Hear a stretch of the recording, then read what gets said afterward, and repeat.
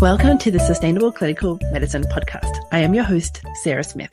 I am a practicing rural family physician and the charting coach. This is the podcast for physicians and advanced practice providers who are ready to step back from the busyness of their clinical day to share ideas, question everything, and redesign their clinical day. We are redesigning clinical medicine to create sustainable clinical days and create time for our lives outside of medicine. Join us for discussions with world experts who are helping design sustainable models of clinical medicine and the physicians or clinicians who have discovered or designed sustainable models of clinical medicine for themselves. Hello, everybody. So over the next podcast, you are going to be hearing Dr. Siobhan Key. Siobhan was brought into the Charting Champions program as one of our expert guest coaches. Siobhan does a lot of work with physicians, helping them with their eating and thriving within medicine. So in the next hour, you're going to hear her talk to the Charting Champions within the Charting Champions community. So it's a little different. We will have Siobhan on as a guest podcast at a later date, but I wanted to share this piece with you where we brought her into the Charting Champions program to help us answer all our questions with regards to looking after ourselves, specifically in the area of food and nutrition. I really love Siobhan's work in this area, and she was coming in as one of our guest expert coaches. So enjoy the next hour. It has been edited just to help for your listening pleasure. Welcome, Dr. Siobhan Key. Thank you so much for being our first guest coach in Charting Champions. That's fantastic. Happy to be here. Perfect. Okay, so we are going to be talking to you about stress eating because the physicians inside Charting Champions are trying very hard to get everything done, trying to not procrastinate, trying to work through their day as efficiently as possible. However, they come to you with common feelings such as burnout, dread, feeling out of control, low mental energy. We have a tea room and we walk past it sometimes and there'll be donuts or pizza. Always like 3 p.m. walk past, right? The walk past, yeah. And it's often that cruising, right? There's a patient in the room or you're behind, but you just, I don't know, you just can't get yourself in that room at that moment. You kind of go for a bit of a wander. It may not even be food necessarily, but I think this is a common experience for physicians. So I thought we'd get you on and you can tell us all about it. So where would you like to start? Well, I'll introduce myself first. So Siobhan Key. So I am a family physician and I'm actually in your Charting Champions program, as you know. So I'm working on the same stuff from getting notes done and just trying to get more efficient in the office so the office doesn't feel quite like the same weight around my neck. Yeah. But in my other job, I'm a coach for physicians who struggle with stress eating. So I help physicians who just feel kind of out of control around food. And like you and I've talked about, the two things overlap often. They do, yes. It's often like you feel out of control around food in that later afternoon or evening, after having a crazy busy day that you feel like you didn't keep up on, and you're taking home a ton of work that you have to then figure out when it's going to get done and all that sort of stuff. And so I think it's a really good combination. And I think I wanted to say, so I coach people around eating and stress eating, but every single thing that we're going to say tonight, you could totally replace with a big glass of wine. Yes. Could replace with like sitting and scrolling on Facebook for a couple hours. Yes. You could replace with sitting down and watching Netflix when you had a whole bunch of other stuff that you'd intended to do. Going online shopping. There's so many different ways that this might be showing up in your life. And it might, even if it's not directly food related, everything that we talk about is going to apply. Yeah. right? So our buffer against those negative feelings isn't necessarily food, because a lot of the physicians here may not struggle with food, but they have something that they use to feel better. Yeah. And so let's talk about buffering, because buffering is a term that we use all the time, but other people might not be familiar with. So when Sarah and I are talking about buffering, the definition of that is some sort of activity you do to avoid some form of discomfort that ultimately has a net negative result in your life.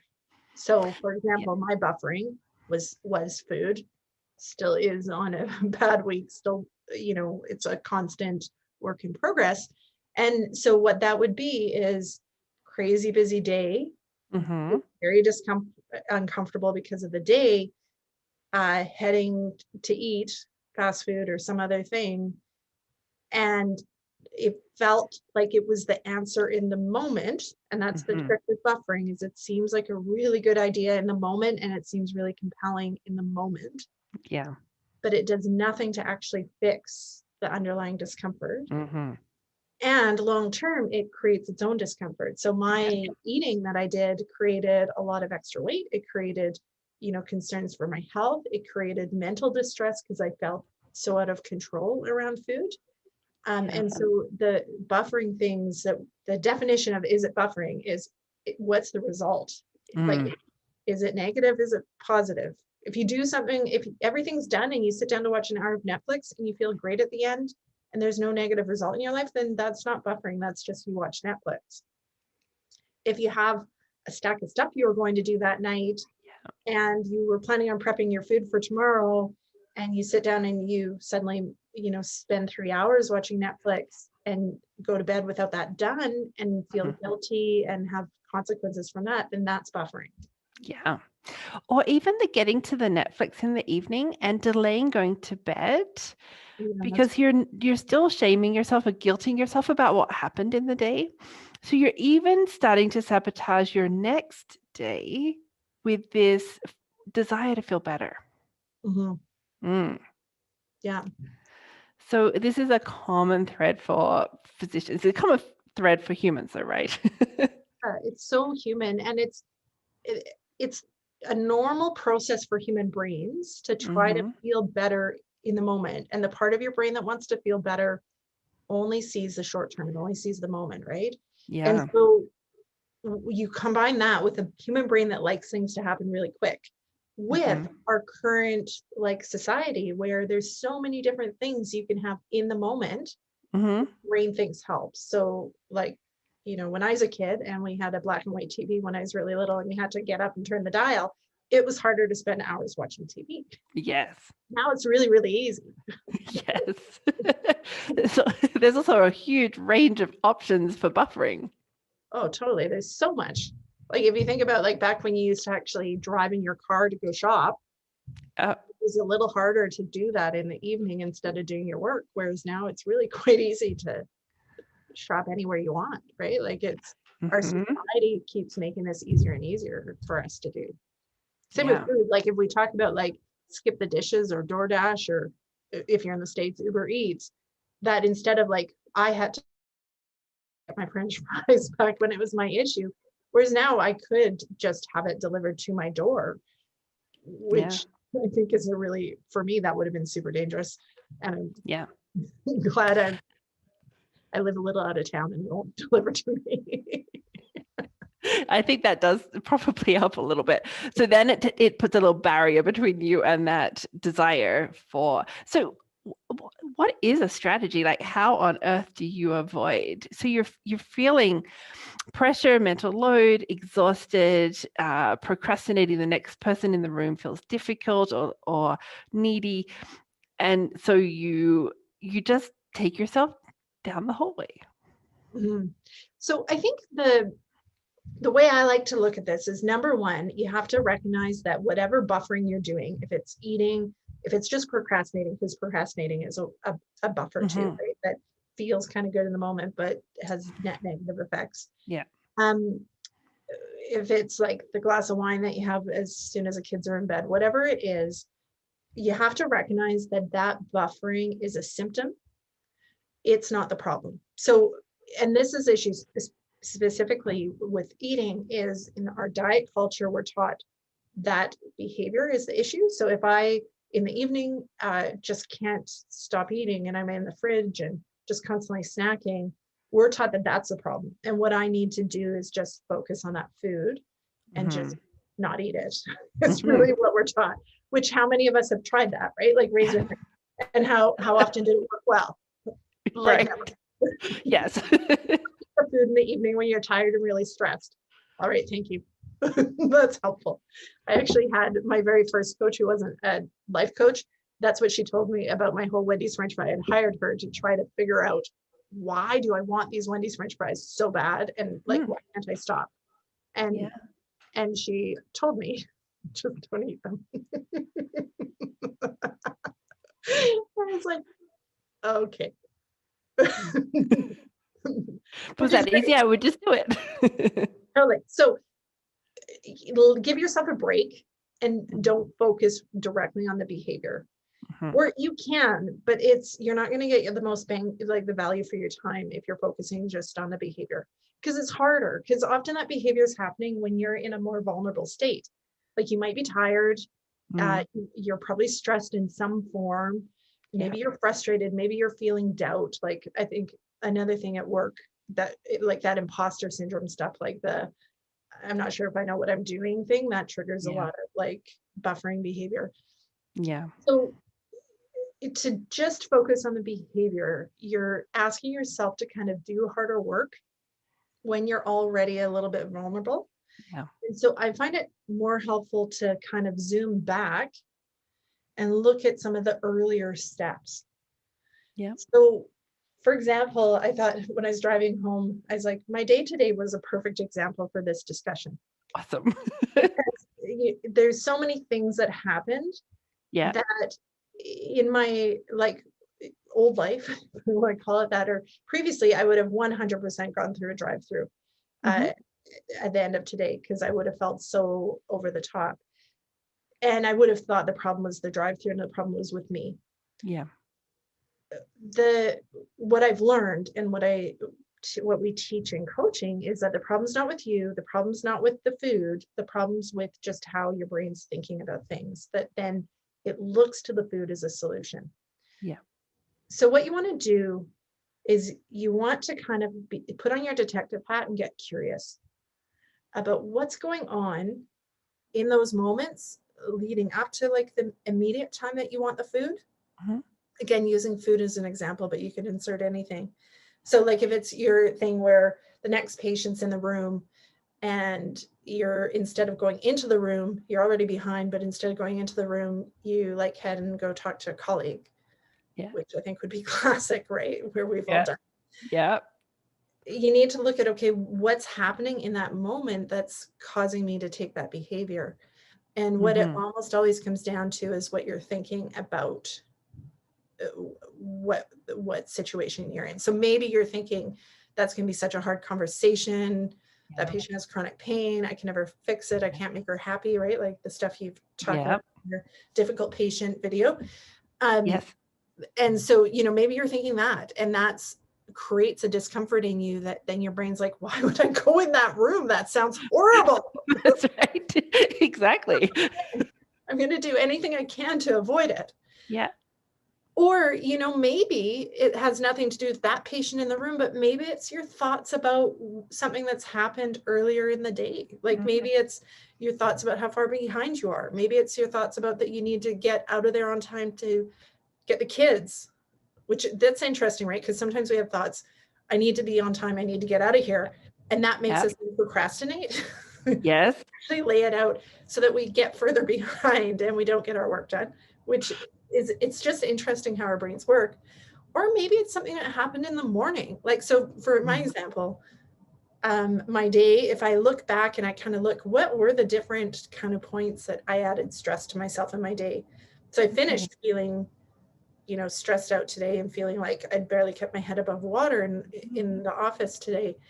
And when I look, it was, what the kids actually were fine. There was no stress with the kids, but often with clients that have kids, and you're getting them out the door, maybe something stressful happened there, and you take on that first bit of stress, and you have thoughts about how it should have gone and how it didn't Yes. go, and that creates stress. Yes. And then you leave the house with that like little bit of stress and that little bit of rush and hurry because of what happened in the house. Mm-hmm. And then so the kids, for me, this is my example day, the kids got on the bus and that actually went okay. And then I was getting dinner ready for tonight in the slow cooker, and I realized the housekeeper was coming today, and I had totally, when I was planning my morning, I'd forgotten that I had to go strip my bed. And so like there was these extra things that I thought I was on time for leaving to do my inpatient rounds. It turned out I was not. Yes. And so then I, a little bit of stress, not bad. Went and did my rounds, got there later than I thought. Have a challenging inpatient with kind of chronic pain stuff. And, a little bit of stress from that, right? Like you kind of carry that with you if you're not watching your thinking about it. Yes. And then I show up at my office at 10, which is when I thought I was starting my office. Yes. Or actually, sorry, I think it was 10:10 because I was late from the inpatients. And it turned out I actually had people booked at 9:30. Plus I walked into somebody or the staff saying home care nurse is at a home visit with so-and-so and they need to talk to you because he's not doing well. And so like my day started like that, right? And then it was just one of those days where there was like, admissions to hospital and just a day. And at every single point, there's an opportunity to kind of watch what you're thinking. So if left alone, what your brain, and I wasn't doing a super great job of watching my thinking. At the beginning I was, but so left alone, my brain just starts with these thoughts of like, I'm getting so far behind. This is too much. They should have booked me this way. Why does my afternoon look like that? I need to be out on time. I have to, and then, adding in a surprise home visit in the afternoon that from one of my calls, I was like, I need to see that in person, right? Like all those little things. And if you don't watch your brain, it's doing things that are adding to stress. And at some point you cross a threshold where your brain's like, okay, we got to fix this. I don't like this discomfort. We need to fix it. And we need something fast, and we need something easy, and we need something that's not going to take a lot of our energy. And so like food, your phone, online, there's all those things that are buffering all fall into that category. Yeah. So when you want to fix this, you need to kind of pick one of those spots where you're picking up that stress. Yeah. And start looking at it. And the beauty of this is you don't have to pick them all, right? Like I listed all these different points in my day that added stress. There's so many different ones, but if I just picked one of them and managed my thinking there, overall my stress would have come down, and there's a ripple effect. So if you start managing one thought and kind of calming yourself down, then you get this ripple effect where the rest kind of stays calm. You stay in a better position. So do you think that you are, because people thinking that's going to take a lot of time to evaluate my thoughts right now, to actually bring myself out of overwhelm. I'm feeling very overwhelmed or hurried or stressed or busy or rushed. Rushed, for me, when I feel rushed, everything becomes inefficient. I mean, I'm hurry mode, everything falls apart. Yeah. So I know how that patient encounter will go when I'm feeling hurry or panic or there's not enough time, I'm running behind. All of those can bring such a sensation in our body that feels terrible. Totally. And it builds on so it. In terms of, and it's not, we're not talking about flipping how you're feeling right in that moment. And we're not taking 10 minutes to really evaluate how we're feeling.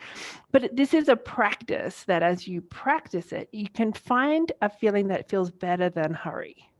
Totally. And what I found, like back, because I lost a significant amount of weight and have maintained it, and I had to figure this out in order to do that. And so what I found is number one, the first step I think is awareness of how much our thoughts in that situation are adding to it and creating the behavior down the road later in the day. And the way I kind of proved it to myself is by trying this, because it feels like it's not your thoughts. It feels like it's a day. Like like I said, I wasn't managing my thoughts today. So I felt it was maybe my staff that had done poor booking. I felt like maybe it was patients at different stages that were just, wanting too much from me, but really it was thought. And the way I know that is because I've tried the alternative. So I've had many, many days where I let my brain just reign and roam free as it pleases. And it doesn't create nice things for me. Versus I've found a few thoughts that work for me in the course of a day that are simple. And like you mentioned, it's not that you're sitting down and you're doing a counseling session for yourself. It's in the fly.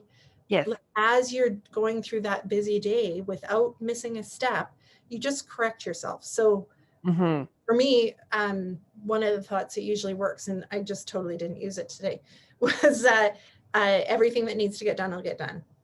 Or another one is, I can handle anything. And so what it looks like is, as I notice, for me, it's always, I notice like a stress, like a tightness here is my indication there's probably thoughts going on. So then when I look at the thoughts and they're like, oh, there's so much to do, we're not going to get it all done. All I have to do is, oh, it's okay. Everything that needs to get done will get done. And so it doesn't actually take any time. And yet when I do that, immediately I shift from that like hurried, frazzled feeling to like just a little bit more in control. And then like you pointed out, like you show up differently. Because, and I could see myself doing that this afternoon, is I felt hurried, frazzled. So I wasn't showing up that great in those afternoon appointments. And I think that it made them longer, because instead of me like being in control, I was like just trying to rush through them. And then they come up with something else. I'm like, I have to deal with this too. It meant and so it made the appointments probably less efficient, but also less, I think, less rewarding for the patient too, because I wasn't there. I was thinking about my timeline and how I had to, how much stuff I had to get done, because I was in that hurried state. But it really can be as simple. And if I had just taken the time, I'm not really sure why I didn't today, to just be like, it was to bring it tonight. That's why. So totally. You just put yourself back in that place. So if I had been like, you know what, everything that needs to get done will get done, or I can handle this, or I can handle anything, I would have then shown up in each of those subsequent visits differently. I would have settled myself down, gone back to like just the basics, like do a visit, do a note, instead of there's a little chunk of time where I was like, got to keep going, got to keep seeing, like back in that old kind of hamster wheel. But it doesn't take time. It doesn't take a huge chunk. You can do it in the midst of a very busy day. And once you do it a few times, you'll start to prove to yourself, wait, it's not the day that makes me feel like this. It's how I think about the day that makes me feel like this. And if we come back to the buffering, it's not the day or me that makes me want the food. It's just how I've thought through the day that makes me want the food. Because if you manage these thoughts, then at the end of the day, what happens is you feel okay. You're not totally depleted from your day. You don't, your brain doesn't have that need for that immediate like comfort or getting rid of the discomfort. And so it doesn't suggest food in the same way, or it doesn't, it may still say, hey, let's have a snack, because it might be in habit of that, but it won't feel in the compelling, like I have no choice but to eat, or I just need that glass of wine kind of way. I think that's one of the big key things. So you'll go into the tea room. I use tea room a lot because there's always something there. Like if there isn't anything brought by somebody else, there's a whole shelf of candy. Just looking at you next to the coffee pot. You would not be in control of our tea room. I trust me. So that brain is saying, I need this right now. And it feels so urgent. There's such an urge to satisfy that, right? But even that moment of control, so sometimes it's we will just wait and see if this settles. Do we really need it now? Just questioning that when it comes up, so it doesn't feel as powerful in the moment. That's something that's one little strategy that can be useful when it just feels so overpowering. And I think too, another similar strategy is like when your brain's saying, I need this, we need this, we need this. And using that as a cue. So nothing's going wrong. Your brain's alerting you that there's something going, that it's uncomfortable. Yeah. But using it, not believing your brain on what it says you need, but instead of using it as a cue to say, what do I really need? Like my brain suggesting I need French fries, which would be my classic one. But what do I actually need? And you know, that comes to, okay, how did I go through a really stressful day without managing my thoughts at all and being all like, by the time I left my office? How did I do that and not actually eat? And I'm totally like drinking some tea and I'm fine. And so what I did today, and it's different each day, is when I got in my vehicle to go do this home visit and then go, you know, do the other stuff I had to get done. I just did a few deep breaths. Because what my brain actually needed was a break. It doesn't need food. Like I'm not physically hungry. It just needed space because I didn't give myself any space today. And that's an interesting thing, because where does the space come from? Would I have needed to have a huge chunk in my day as space? No, the space comes from how I think. Like the reason why I didn't have space today was how I was thinking. Yeah, there's no space here today. It's literally there's no room for error. Yeah, and then there is no space, right? Yeah. Versus if you're like, I'm totally fine, I've got lots of time, then you'll feel and find that you've got lots of time.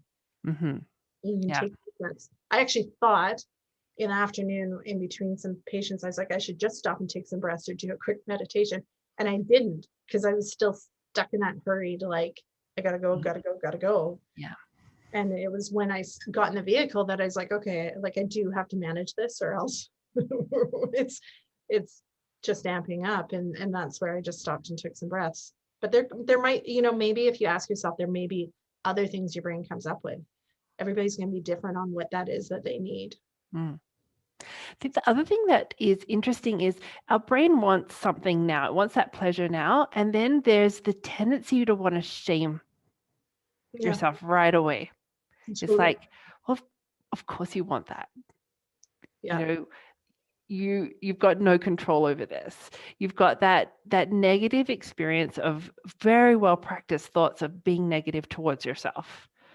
Totally. Yeah, that is clearly the best way to deal with an urge to eat, is to beat yourself up about it, right?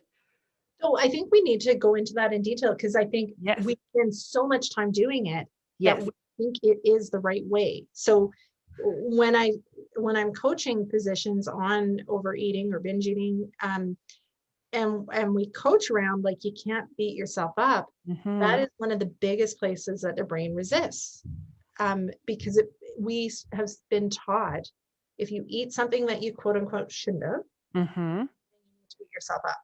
It's been bad. And so I've spent a ton of time thinking about this, like, why do we do this?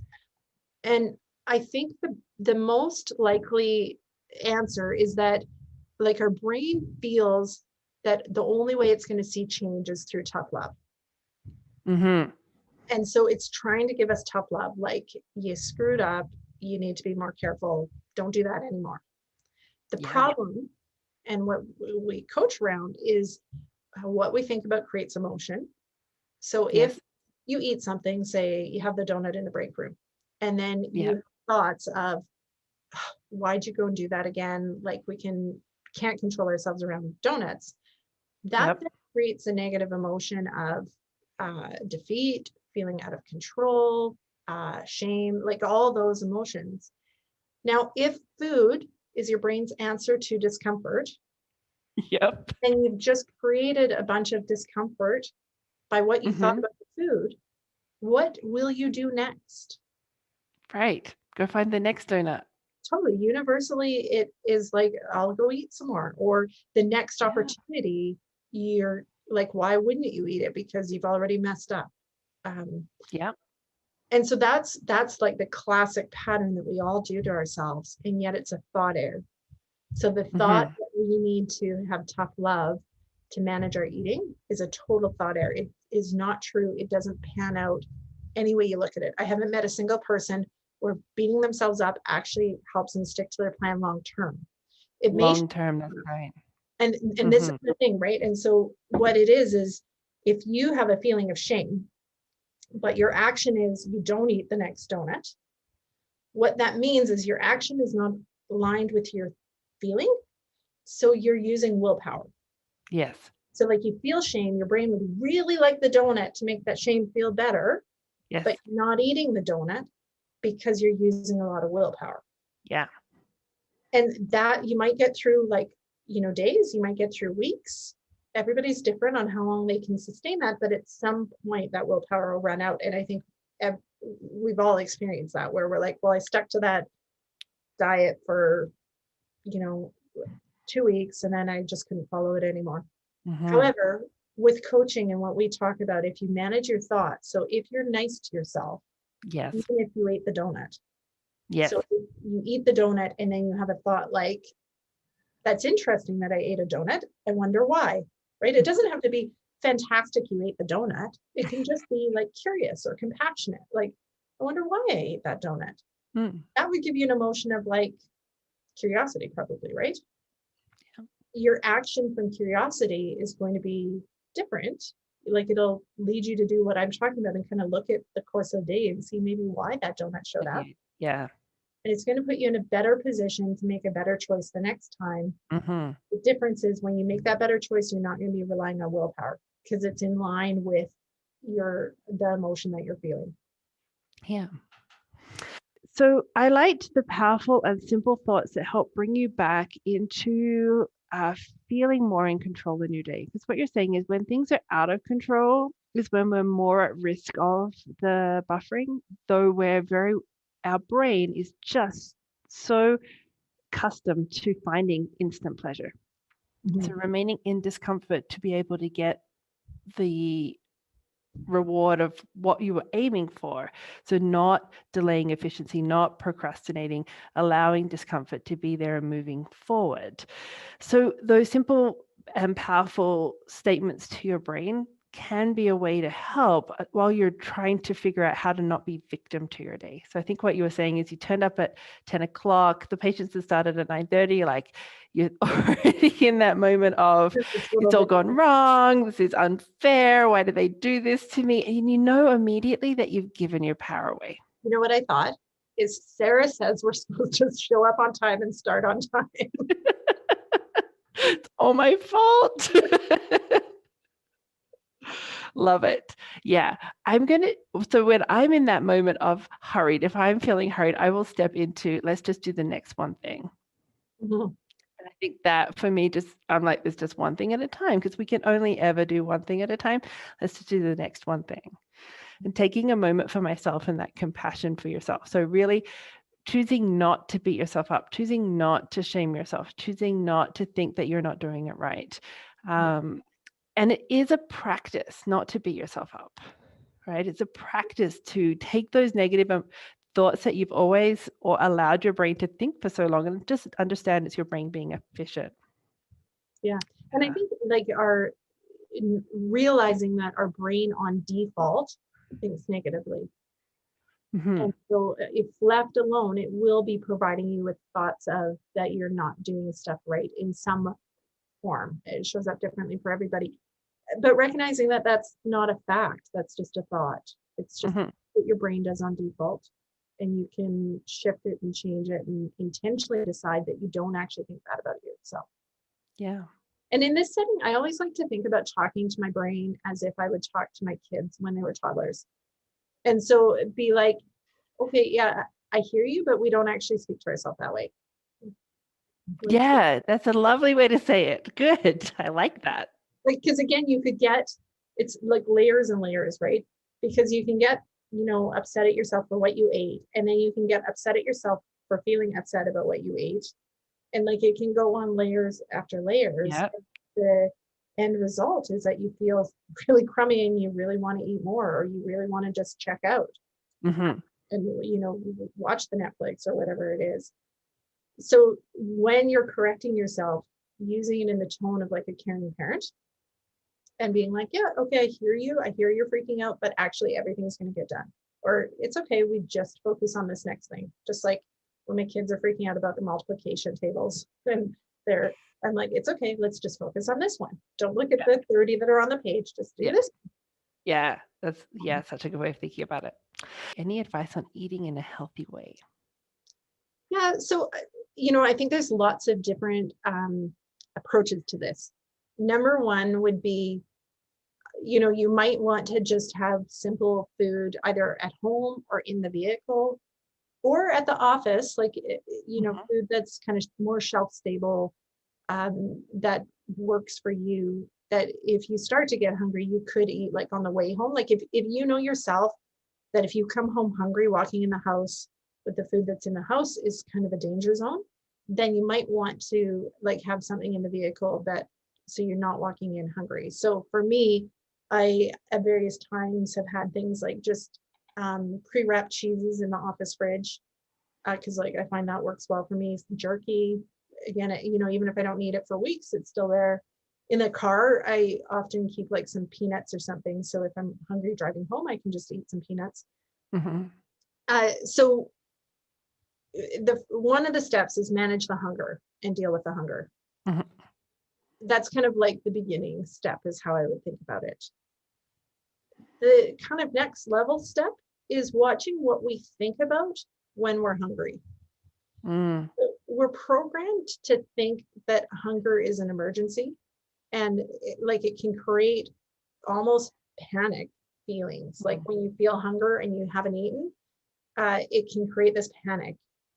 And so if we think panic thoughts about when we're hungry, what will end up happening is when we have a chance to eat, either we'll probably choose a food that we wouldn't normally choose, or we might eat healthy but overeat because we've been thinking thoughts that have made our brain feel panicky about the hunger. It gets like amped up desire, and it's like we may be starving, we're not totally sure, but it is possible. So we're going to eat as much as we can in this moment because there's food around.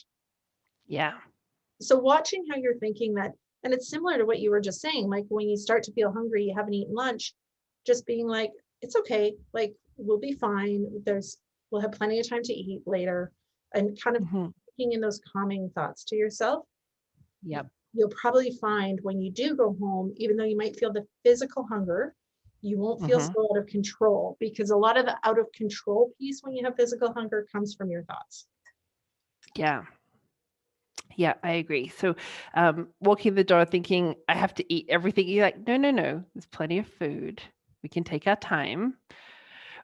Even the thinking ahead, so there's decisions ahead of time. So even thinking, how can I help me? I've got a big day tomorrow.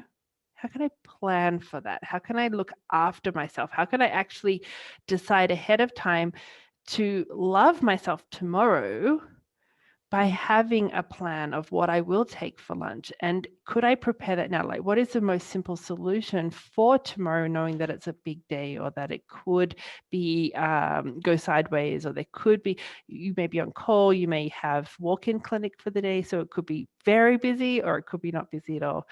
And what are some of the strategies that can help you get through that day, and deciding that ahead of time?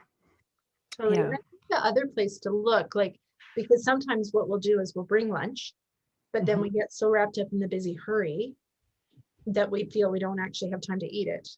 So sitting down to eat it. So part of that, if you know you're going to be super busy and you're not going to have a lot of time, planning a lunch that's easy for you to eat quickly, it helps. But I think it's similar to the notes, right? Like when we get super busy and we're like, I don't have time to do this note, I have to keep going. But then we're kind of giving up on our care of ourselves in exchange for somebody else's care. Things like us going pee, which, like, on a busy day, how often do you actually take the time to go pee? And eating and drinking water. We often give up on those basic human self-care things in exchange for somebody else's care. So like, I have to get to see so-and-so, or so-and-so's been waiting. And so similar to the notes that, if you sit down and you take the minute to write a note, even if you're already behind, it doesn't really change that much for the next patient. sometimes sitting down and taking 5 minutes, even if there's people waiting for you so that you can eat and you can go pee, Yeah. is, the best thing for them, because they have a doctor that shows up in a different way after they've taken that little bit of self-care. Yes. Love it. So understanding that you are still in control, that it is important to look after you, because that allows you to have better focus and energy in the room when you've looked after yourself. I think especially now that we're wearing masks in the room all the time, we're getting a lot thirstier, and it's really driving home that I need hydration more than I need coffee right now. That for me was like mind blowing. I'm like, what? I'm drinking water at work, but no, this is important, right? Hydration is good for me. I thought you were going to say that now that we're all wearing masks, you can just eat while you see the patient. Oh, Just try not to wow. eat too much so the mask doesn't move too much. That could be possible. We'll have to give that one a try. So we've talked about why we have this desire. Mhm. We've talked a little bit about why we feel victim to our day and how to identify that we're victim of the day. We've talked a little bit about how to get back some of that control so that that drive to go and find something to make you feel better, you can start to feel like you're actually a bit better in control of it. We've talked a bit about the powerful, simple strategies and tools to bring you back into focus and kind of calm down and not add suffering to your day. Mhm. Day's already 40 minutes behind. That's just a circumstance. It's just neutral. And now you have to work within that environment that's being set for you.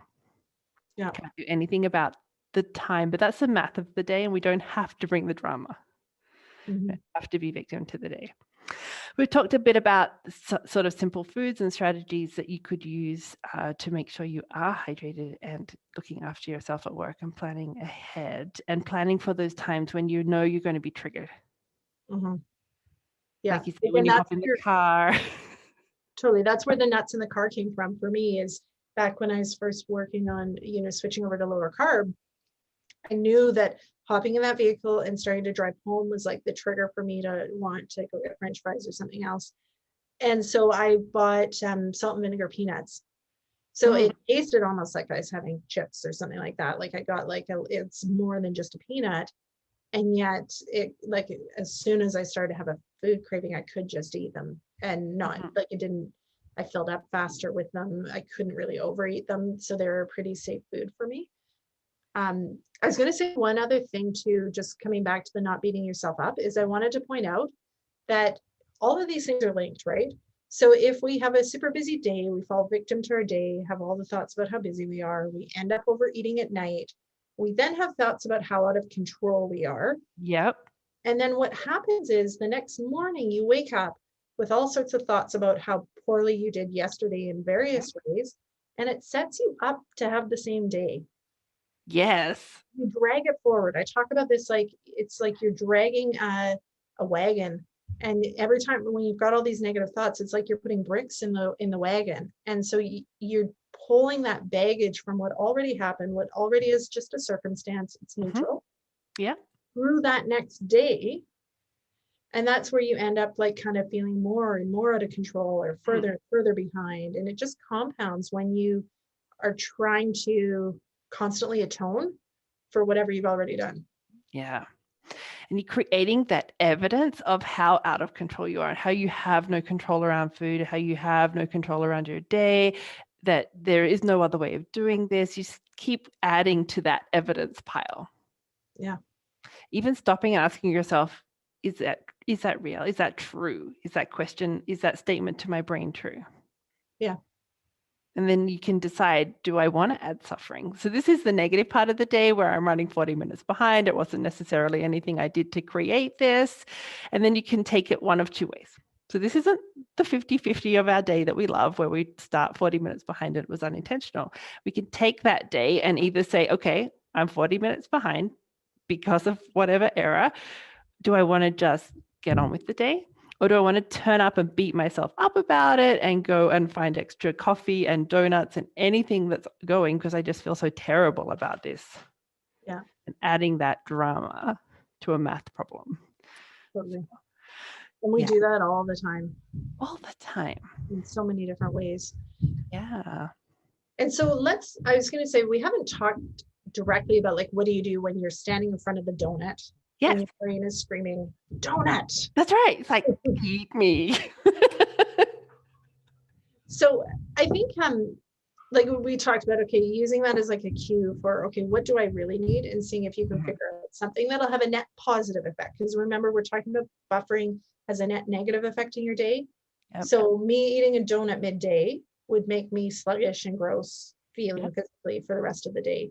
Me, if I were to stand and be like, what do I really need? I need a break. Okay, I'm going to go just walk outside for 3 minutes or something like that, would have me refreshed and feeling more in control and ready to keep going. So that would be a net positive. So looking at that first, but then recognizing and knowing how to deal with cravings, I think is a skill in its own right. And the very first part of that is recognizing that when you have a food craving, nothing is going wrong. Yeah. We assign so much meaning to it, Yeah. especially as physicians. Mm-hmm. You're looking at that donut, you know the donut's not healthy, maybe your blood sugars are a bit up, and yet you so want that donut, and you're like, I shouldn't want that donut because I'm a doctor and I know what that does to me. And so we have to recognize that the cravings are just normal brain behavior, and it means nothing about you and nothing has gone wrong. That's right. You're not broken. Not at all. And just that in its own right will bring it down a bit, right? Because again, if we're talking about these layers, if I'm having a food craving about the donut and then I'm thinking, well, I shouldn't want that donut, I know better, that's going to make my blood sugars high, but man, I really want the donut. Mm-hmm. That then is going to create an extra layer of that discomfort that then is going to make my brain want the donut even more. Yep. So if I can look at the donut and go, okay, I've got a donut craving, but nothing's going wrong here, it brings those extra layers down, so it makes the craving easier to manage. Yep. And then the approach that we use for when we really want to do a buffering thing is called allowing urges, which I'm sure you talk about at some point in your course. But allowing a food craving means experiencing it with the knowledge that you're not going to eat. Now, for people who really struggle with food cravings, that sounds bonkers. Yes. It sounds kind of like similar to my coach that said, just don't eat it, right? Except teach me how. So there's a technique to it in that you have to let it be there, accept that nothing's going wrong and not try to resist it or push it away. Yeah. And then it's so much more tolerable to just have it there. Yeah. What makes the cravings feel compelling, intolerable, painful, scary is our extra thoughts and our resistance to them, to try to make them go away, pretend they're not there. And I think anybody who's dealt with food cravings can identify with this, where if you have a food craving, you're like, I can't eat that, I'm not allowed to eat that, I shouldn't be thinking about that. All it does is it makes the craving go boop, boop, boop, boop, bigger and bigger, bigger. Yeah. Until at some point you have no choice but to eat it. Mm-hmm.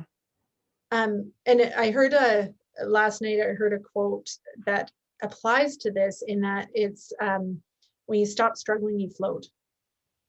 So if you're struggling with food cravings, so if you're trying to wrestle a food craving to the ground, it's like a kid when you're trying to teach them to swim and they're struggling. When you first try to put a kid into a back float and they do this and then they sink, right? Yeah. Versus when they actually learn that what they have to do is relax, and then it's simple. It's the same thing with food cravings. Yeah. What you need to do in that moment is actually relax. Yeah. And that can feel really nonsensical. Yes. Dealt with food cravings. And yet it's so incredibly powerful to say, oh, this is a craving for a donut. It makes total sense. There's a food craving for a donut here. I'm just going to relax into it and just let it be here. So like I literally kind of take a deep breath and just relax into the donut craving. It's okay that it's here. And when you do that, they quickly become not a big deal. The first one might actually feel quite uncomfortable. And I think a lot of people avoid doing this because it actually feels scary. Like what I talk to my clients about, it's like, when you're threatening a consequence, but you don't say the consequence. Like if you're like, if you don't do this, something really bad's going to happen, or counting to 3, the 1, 2, 3, but you never say what's going to happen. And yet the kid hot to it as soon as you hit 2. It's like that. Your brain's like, if you don't eat this, something really bad's going to happen, but it never tells you what the bad thing is. And the reality is nothing bad happens. Mm-hmm. You start, if we think in math terms, you start with discomfort. You have an option to eat or to not eat. If you eat, momentarily, you may feel slightly better. Yep. But then that original discomfort is still there. Yes. Plus, you have the discomfort of, whatever you think about your eating, or maybe physical discomfort if you like we're already full. So there's often additional discomfort. Mm-hmm. Versus the option of not eating, but sitting with the discomfort of that craving. When it's done, you still have the original discomfort, but that was never like under negotiation. It was never an option to get rid of it through food, because food can't do that. But then you don't have that additional discomfort. So both sides of the equation involve discomfort. And that's a thought error that we have in that moment, because your brain is telling you, I am uncomfortable. I have to get rid of this discomfort and food will fix it. But it's not true. Food doesn't have the power. Wine doesn't have the power. It's like they can hit a pause button maybe, but when the pause button is released, the same discomfort is there. Yep. And so recognizing that urge to not be uncomfortable isn't in your power. It's like you've said, the 50-50 thing is the discomfort is there, whether you eat, whether you drink, whether you go on Netflix, that discomfort is still there. And you as a human have to experience it, because that's part of our lives. Yeah. And anytime you try to get away from it, so there's buffering stuff that we've been talking about, because by definition, they have net negative, they add to the discomfort. Mm-hmm. So your brain telling you that there's less discomfort on the side of buffering, it's a thought error. It's lying to you. It's not true. Tis lying. Tis lying. All right. So another thing that I think is worth mentioning is that you may have seen the donut and not eaten the donut, and seen the donut and not eaten the donut. So you've managed to allow these to be there. And you may have gone a long time without eating a donut. And then one day your brain just says, gee, we'd love a donut. And you're like, my brain should stop telling me this. Mm-hmm. We think something's gone wrong. So again, that nothing's gone wrong. This is just your human brain saying that pleasure now is a wonderful thing, whether it be donuts, whether it be Netflix, whether it's Facebook. Of course, it's always going to offer that. And just understanding, you're like, yeah, I hear you, brain. I know you want that. And you don't have to have that. You can just allow that to be there and not freak out when it suddenly says things to you. Absolutely. Yeah. And I think, that when in the setting of food urges, if you're doing this practice of trying to allow them, what you may find is you allow that donut urge, and then all of a sudden there's another one. And it's really easy to be like, well, I must be doing it wrong, because now I have another food craving. But the reality is some days, for whatever discomfort your brain's working on, it will offer food or whatever other options as a solution multiple times. And it's not that you're doing anything wrong. It's just that that's the kind of day you're having. And so I like to talk about, sometimes it's just a wavy day. Yeah. So like you stand in the ocean, one wave hits you, passes through it. You're like, okay, I did that. Yay. Yep. I didn't eat the donut. And then all of a sudden you're like smacked by the other wave. And you're like, what? How is this here again? I just dealt with that. But some days are just wavy days. Yeah, I love that wavy days. Some days you can sit in your inbox and just be doing inbox for hours and hours and you're in the flow. Other times, Facebook is just like calling you. Your phone is beckoning you. You just want to hop on that social media, or the tea room is beckoning you, or you will go out of your way to find the food if it's not there for you. Wavy days, love it. That is such a nice way of thinking about it, because some days you're just like, what is going wrong? Yeah. And then nothing's going wrong. Yeah. If you think something's going wrong, then it's going to make you feel worse, and it's going to make your brain call for the Facebook or, and with the food, if you, do this a couple times, but then you have another food craving and you think something's going wrong because that food craving's there, what you'll find is you'll end up eating. Yeah. And then you'll beat yourself up because you're like, well, that failed because like Yeah. And then I'm a failure, and then everything's a failure, and you're shaming yourself again. Yeah. And so I like that. Like I use that personally a lot where I'm like, oh, interesting. Like, look, like my brain's offering all these suggestions, especially driving to work, right? Like where you're going down and there's like, all the neon signs for go there, or we could go there. What if we went there? I'm like, oh, okay, it's just a wavy day. It's a wavy day. Love it. That is such a nice way of thinking about it. Well, Siobhan, thank you so much for being here. So if people want to find more information from you, you're at weightsolutionsforphysicians.ca. Did I get that correct?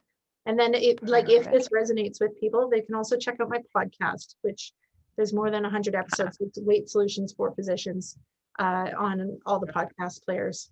Thank you so much for coming. Thank you all for being here, and you have yourselves a wonderful night. We'll see you later. Bye. Bye. Thank you for being part of the Sustainable Clinical Medicine podcast. If you'd like to learn more or join us to help you get home with today's work done, go to chartingcoach.ca. There you'll find all the information on the premier Lifetime Access Charting Champions program that is helping physicians get home with today's work done, with all the proven tools, support, and community you need to create time for your life outside of medicine. We would love to see you there. Until next time, thanks for listening.